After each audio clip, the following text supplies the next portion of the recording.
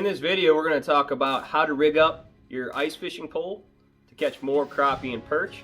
Also, as a bonus, I'm also going to cover my 3 favorite lures for crappie and perch. My name is Joe Vogt from Hook to Hunt, where we bring you everything from fishing to hunting to help you up your fishing and hunting game. If you haven't already and you're new here, make sure you hit that subscribe button. Also, all the items and links mentioned in this video will be in the description box below. So let's get to it and talk about how you can rig up your ice fishing pole to catch more crappie and perch.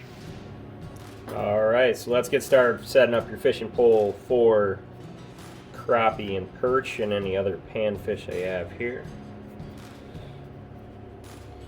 I broke my other reel, so I just attached a different reel to it and slid reel holders onto it. Some reels you might have to attach with bands. Some you actually can screw in. So you'll actually be able to clasp down and screw them on. Flip that open if you have a spinning reel.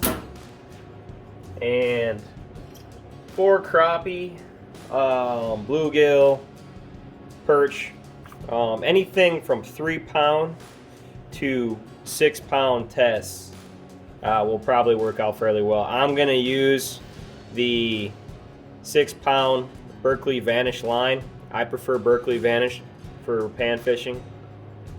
So we'll get that lined up. Go ahead and feed that through your eyes.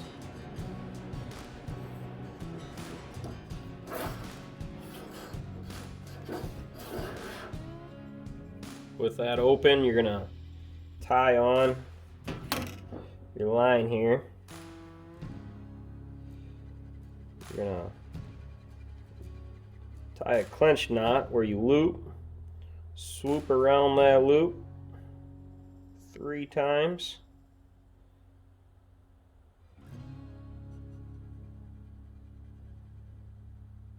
Take your end, thread it back through.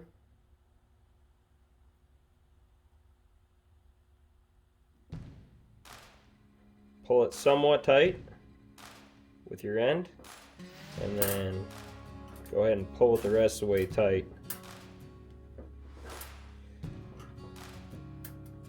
With the other line. And when you put it on the spool with one of these, you got to slide it down the rest of the way with your thumbnail. It's a little bit wider so it doesn't pull all the way down to the spool. So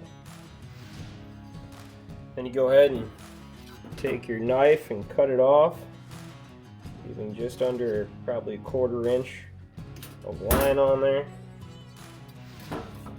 Another reason why I'm using the 6-pound Berkley Vanish instead of the 3-pound, which is what I prefer, is because I fish the Mississippi River. There's a lot of other bigger fish species, bass, you name it, that I'm likely to also catch at different times. So this will give me a chance to not have to get them in without having it rip off your lures. So that is why I use 6-pound instead of 3-pound. But if you're in a small lake, pond, you name it, where there isn't a lot of larger species and you're really unlikely to have anything else latch on, 3-pound test might be the best fit for you, but I'm using 6-pound.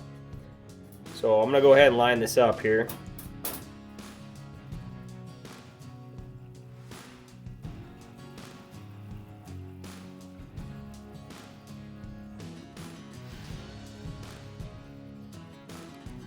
I only spool it up so it's about 1/3 full. I don't want a whole lot of extra line on there. Seems like the more line you have on where it gets out to the outer edge, especially when things get cold and everything else, and the line starts to take on memory more, you might be more likely to get it down and wrapped underneath your spool and tangle up in your reel. So I don't put a whole lot on. I'm not fishing really deep water. I'm only fishing usually anywhere from 4 foot of water out to maybe 20 tops, so I don't need a crazy amount of line on there. So after that, go ahead and cut off the end of the line. So I'm going to be fishing for and setting up for bluegill, crappie, especially if I think the bite's going to be a little bit more finicky. A lot of times I like to add on something to sense the really sensitive bites, like a bite striker, uh, that you can attach on. This, nothing complicated. It's a little thin piece of metal with a little metal loop on the end that's really flexible. You can actually make these yourself out of plastic and straws if you wanted to go that route, or you can find them online. But nothing fancy here. I'm not gonna get too fancy with it. Basically, I put this on the back end or the tip of the pole like so, and I am honestly just using camouflage duct tape to hold this on. So like I said, I'm not gonna get real complicated or fancy with it. My poles aren't really expensive poles either, but they definitely work and they're functional. So there's actually fishing poles out there that have your like pull out bite striker that slides out, which is really nice. And then you can push it back in if you're fishing for something a little bit bigger, where you don't want the tip to be that sensitive, or that's not needed. So, but I am gonna set this one up. This one I used to have the spring on the end of it, but usually that spring's pretty small and it gets gunked up with water and ice over a period of time of fishing. So I really don't care to go with the spring route, but this should work just fine. I got that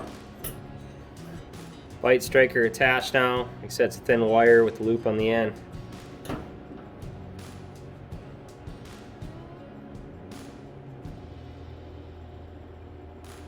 If you want to see how to make these out of plastic, go ahead and comment below on that, and I can get that video for you.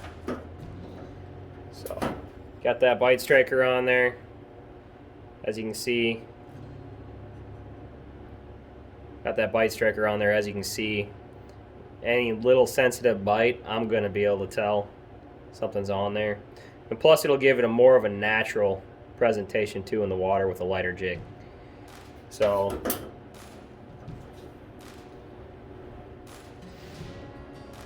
after that, go ahead and you tie on your jig that you prefer. This is a Acme tackle googly eye jig, gold. This is one of my favorite jigs.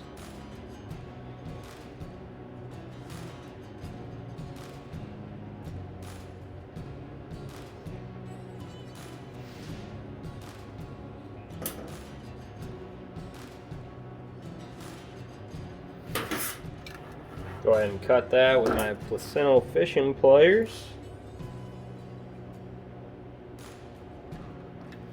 Put the line there. And really that's all you need for a lighter jig setup. Now you can go ahead and attach whatever jig you prefer, or whatever plastic you prefer, or wax worm, minnow head, minnow on there, and you're all set.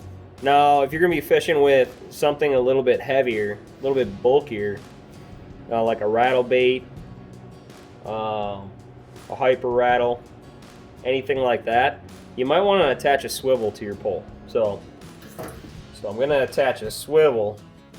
You can use just a normal ant swivel, a really small swivel. The smaller the better. The smaller you keep it, the less likely it's going to show up on your fish finder or your flasher. I don't have just an ant swivel, so mine's going to be a little bit bigger, but use an ant swivel by itself if you have one. Basically, an ant swivel would be, see if I get this in focus, it would be just that part, but I'm actually got a snap swivel here that's going to have that snap on the end of it, if I can actually get that in focus. There we go. So swivel with the snap there, Go ahead and tie that on. And you tie your clinch knot. That's one of my favorite knots. Basically go through, then you make a loop, and you pinch that side and swoop around 3 times. Feed the line back through. I don't know how well you're going to be able to see this.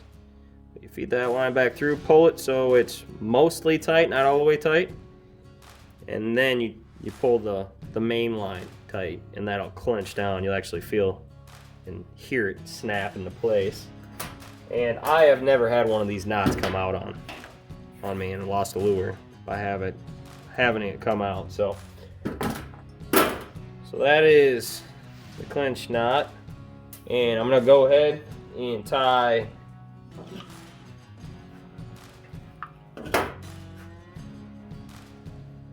another foot section of line on here.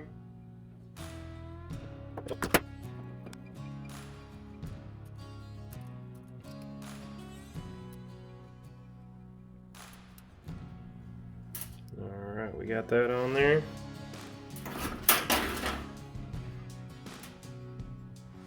Clip the end off. And then I'll be tying straight to my rattle bait with the same type of knot. You got your loop, and after you thread it through, you pinch the loop with the end. Kind of pinch that main line with your thumb. Wrap it around the loop 3 times. And you bring the end up on through.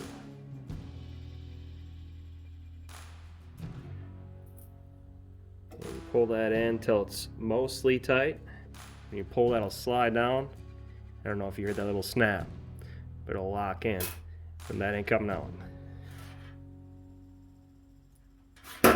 Snip off the end, and there you have your setup for anything with a rattle bait, anything that you might be bouncing a lot more and you don't want it to spool up your line or tangle up your line more in the water. So you got your snap swivel. Like I said, use an ant swivel if possible without the snap. It's a smaller presentation, less likely the fish are going to be able to see it, less likely it's going to show up on your fish finder. Run another 8-inch section to a foot down to your lure. Alright, told you that I was going to talk to you about my 3 favorite lures to bring out on the ice with me when I'm pan fishing, crappie fishing, perch fishing. The first one, my first go-to, is the Tungsten googly eye jig in gold, specifically the gold color. I got it in white too that I use, but I usually go to the gold. And this is a 3 gram. I also use a 5 gram jig.